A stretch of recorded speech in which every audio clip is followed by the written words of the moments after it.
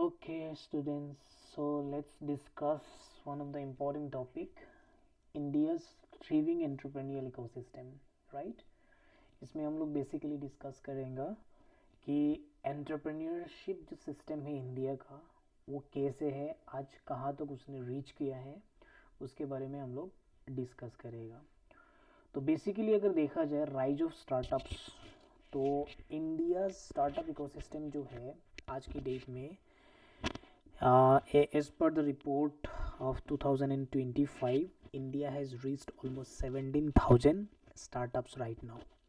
Successful companies अगर देखा जाए तो काफ़ी सारा है, लाइक ओला, फ्लिपकार्ट, पेटीएम, जो एक्स्टाब्लिश बिजनेस है, जो एंटरप्रेन्योरल आइडियाज़ है और स्टार्टअप्स है, जिसने ऑलरेडी सक्सेसफुली पब्लिक के बीच में अपना पॉपुलैरिटी को गेन कर चुका है।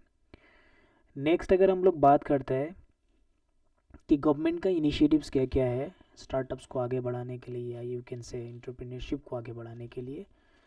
सी there are lots of schemes or initiatives they have taken.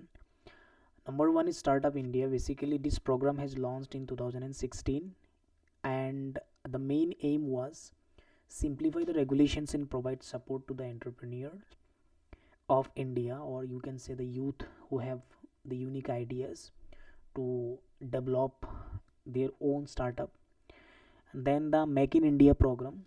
This is also a scheme developed by the government of India, encourages manufacturing business to establish in India. Basically, to encourage the youth to establish the manufacturing hub in different parts of the India. Atmanirbhar Bharat, basically this is one of the most popular scheme that has designed by the government of India. Basically the main idea अगर बोला जाए इसका, self reliance and local entrepreneurship in various sectors.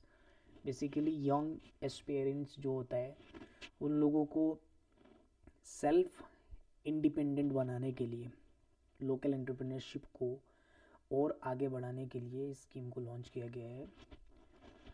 और basically यहाँ पे एक point लिखा है 2025 टू 26 का जो बजट है, इसमें भी एंटरप्रेन्योरशिप को लेके काफ़ी सारा स्कीम्स या काफ़ी सारा इनिशिएटिव्स लेने के लिए वहाँ पे भी बजट रखा हुआ है।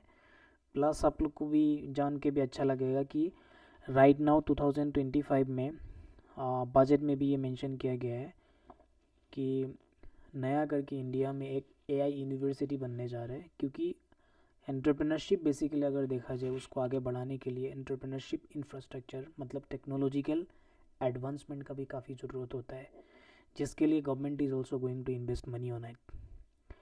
And then increase investment and funding. Basically there are lots of agencies are there who are going to help you out कि आपके पास अगर कोई आइडियाज़ है, कोई इनिशिएटिव्स है, तो उसको बूस्टअप करने के लिए काफ़ी सारा एजेंसीज है जो क्या करते हैं, फंडिंग करते हैं। तो यहाँ पे कुछ you can say some investment opportunities, or you can say investors are also there. They are going to help you out to boost your entrepreneurial ideas. Then focus on technology and innovation. Basically यहाँ पे क्या होता है, fintech revolution, मतलब financial technology का एक revolution हो रहा है आज की डेट में। जब एंटरप्रेन्योरशिप बढ़ते जा रहा है उस चीज़ के साथ साथ क्या हो रहा है, फिनटेक फाइनेंशियल टेक्नोलॉजी का भी ग्रोथ हो रहा है, क्योंकि बिना फाइनेंशियल टेक्नोलॉजी, बिना टेक्नोलॉजी इट्स क्वाइट इम्पॉसिबल।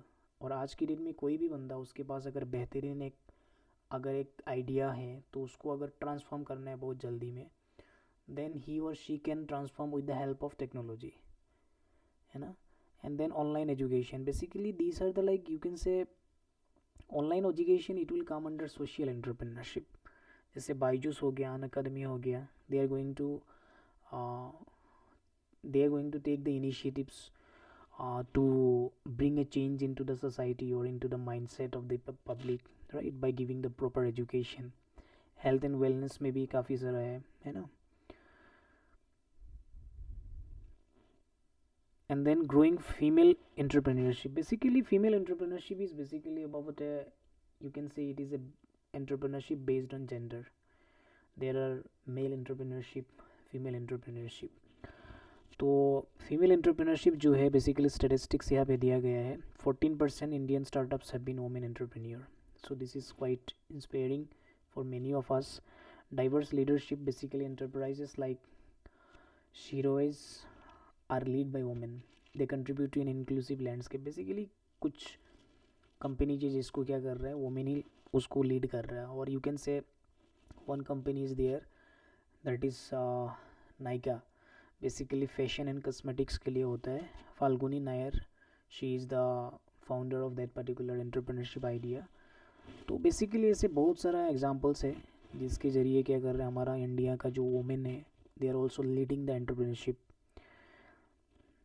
जैसे ये कंपनी है मॉम्स कंपनी कॉरपोरेशन, और you can say these are the few example of kind of women entrepreneurship.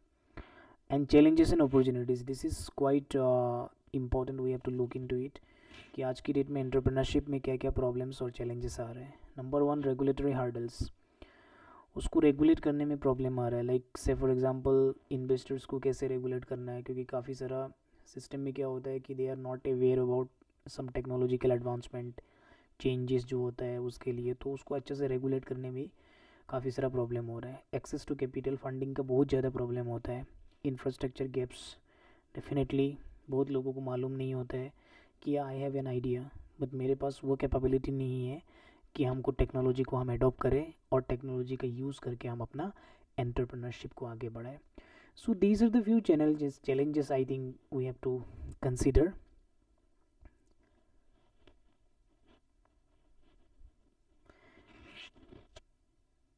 In here the t basically these are the few things, few points we can sum up, like startup growth। Basically entrepreneurship होने से क्या होगा कि आज की date में एक startup का एक पैराडाइम सिस्टम हो रहा है, जहाँ से इंडिया में एक नया नया बिजनेस और स्टार्टअप का जन्म हो रहा है, जिससे हम लोग एक एम्प्लॉयमेंट जनरेशन कर सकता है।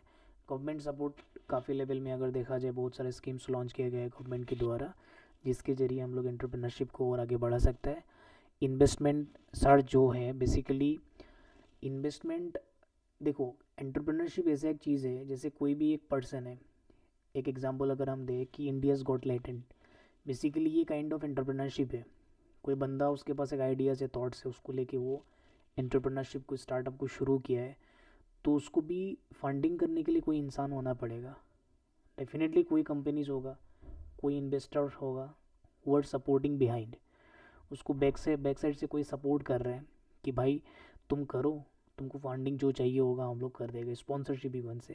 सो बेसिकली यहाँ पे इन्वेस्टमेंट सर्च जो है बेसिकली इन्वेस्टर्स का बात किया जा रहा है। ठीक है, तो आज के लिए इतना ही काफ़ी है। Thank you.